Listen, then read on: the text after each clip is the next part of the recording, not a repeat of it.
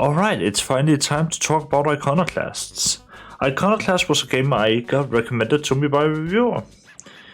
And thanks for the recommendations, I'm always open for them. I'm just saying it again, like the more the merrier. But getting straight into it, Iconoclast is one of the weirdest pseudo-metroidvanias I have ever played.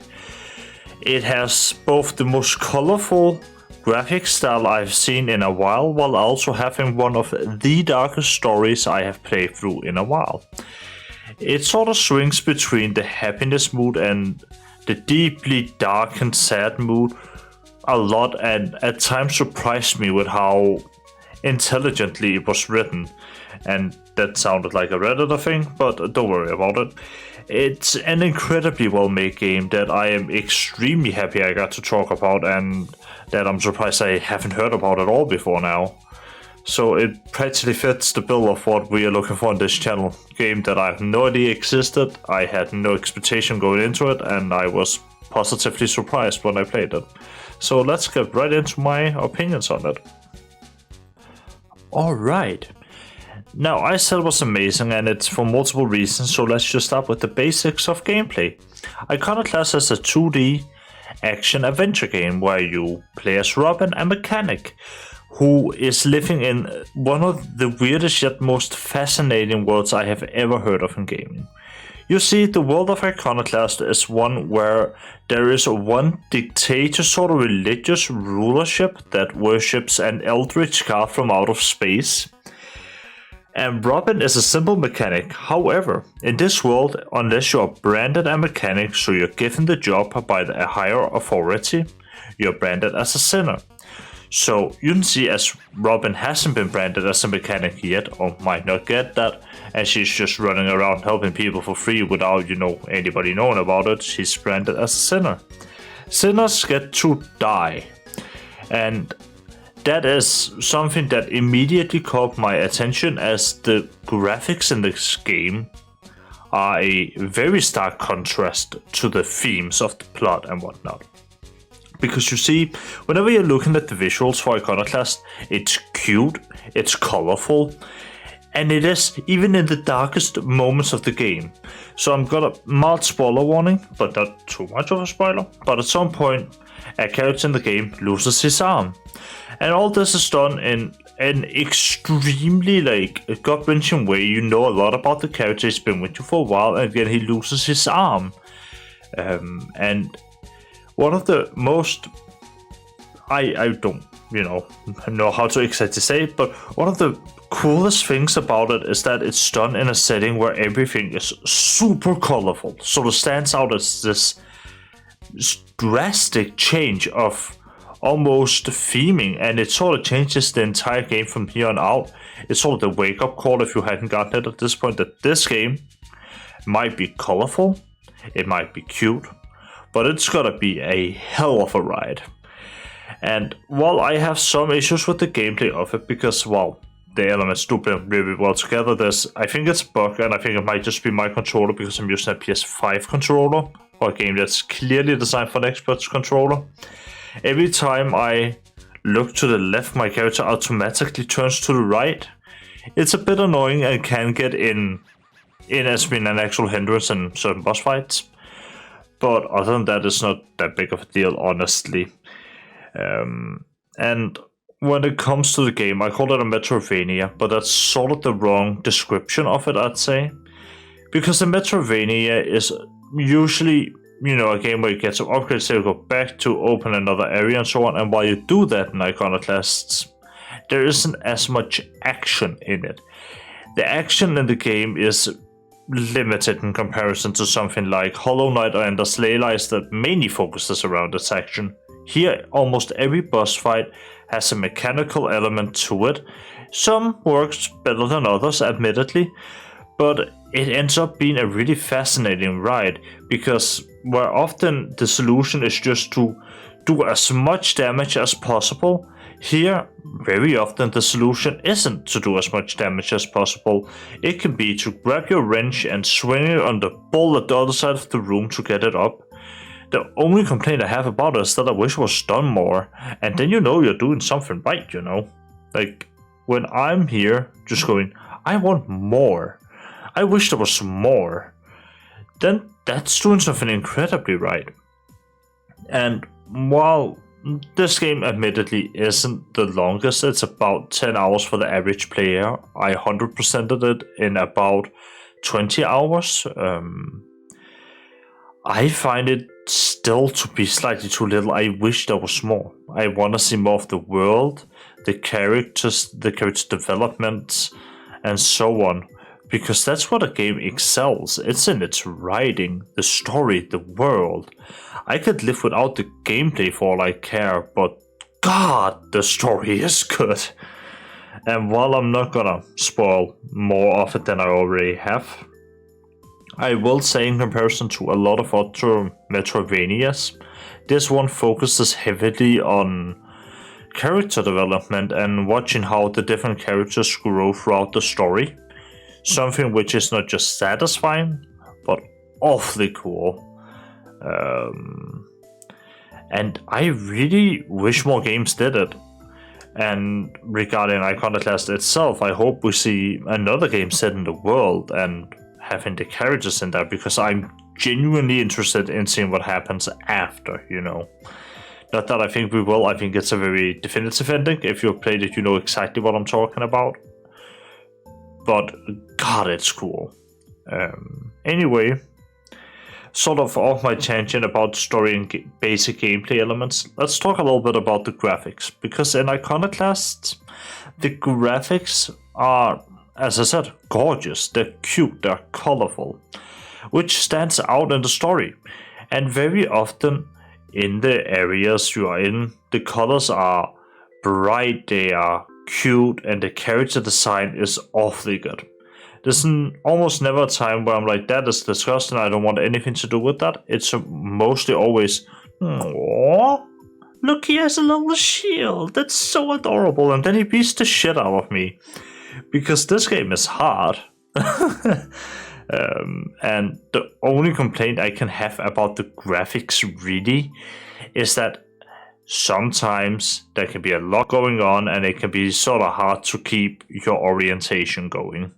Specifically in a side boss fight, there are two bosses and they are constantly moving and it can be sort of hard to keep yourself orientated throughout them.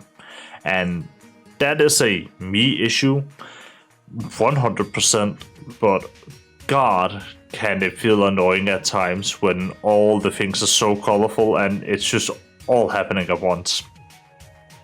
That's not necessarily a bad thing though, because one thing the game does very well is telegraphed attacks. Almost in all boss fights, you can tell what the boss is gonna do while, you know, just looking at his movement, his attack patterns and so on. It never feels unfair or unjustified in killing you, because they were telegraphed. You could avoid them, and in a lot of scenarios, once you realize that, you are gonna avoid them. The game sort of falls off at one point where it just becomes easier because you understand the game more. Not necessarily because you've gotten upgrades, which is a really nice way to do a game. Whereas in most, well, both Elden Ring and other Souls sites, but also Metroidvanias, the game at one point becomes easier. Not just because you've become better at the game, but because you've quite literally gotten better gear. This isn't the case in Iconoclasts, because in Iconoclasts, you are sort of always locked in with your gear. You can only equip some tweaks, as they're called, which at the best of times give you one extra damage you can take, and in other times they can allow you to run slightly faster. They're usually somewhat minor, but God, they can be helpful for sure. But, you know, usually they aren't necessary, and it doesn't change your gameplay that hard, whereas in Elden Ring, getting a new sword can completely change the way you're playing the game, right?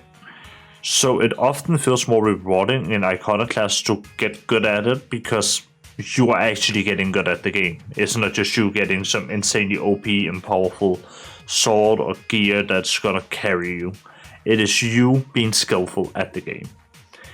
Now, one thing that I love to talk about on this channel is music, and Iconoclast has some bangers. I'm gonna play a part of the OST from my personal favorite one of them, and it's from a side boss fight. So just enjoy it and listen to it, okay? Let me know what you think about it in the comments, and I'll see you in like 30 seconds.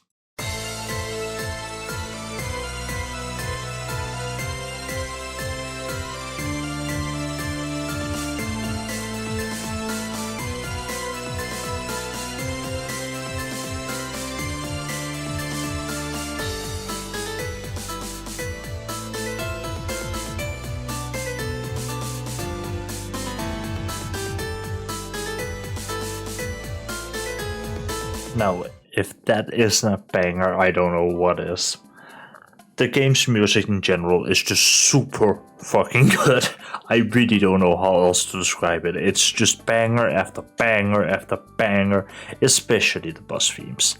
They stand out above anything else almost in, well, most games really. It's just so incredibly good throughout almost the entire thing. And well, the graphics only help to enhance it, right? Because you have all of these things happening, and then you have the banging ass, soundtrack in the background, and all of the colors are standing out, and it's just good. I absolutely love it. It is one of the singular best games when it comes to how it all comes together. But more importantly, is it a vibe? And honestly, yeah, it is. It's a real thing. You can really get yourself invested in this world by it, like almost melts like the entire outside world away, and you're just focused in on the game. And that might sound really weird because it is, but honestly, it's the exact thing I'm looking for. You're like sewn away and you get captured into this fantasy world where you're all about, well, being an iconoclast, which, if you didn't know, iconoclast is an actual word, and it's sort of a person that rebels against a system. I'm gonna link a video that explains that way better than I ever could, along with some of the story for the game in the description. So if you haven't played the game, go and do that before you watch that video, because that isn't gonna be spoiler free. But holy shit, I didn't expect this game to be as good as it was. And honestly, it's not like I wasn't frustrated with it at any point.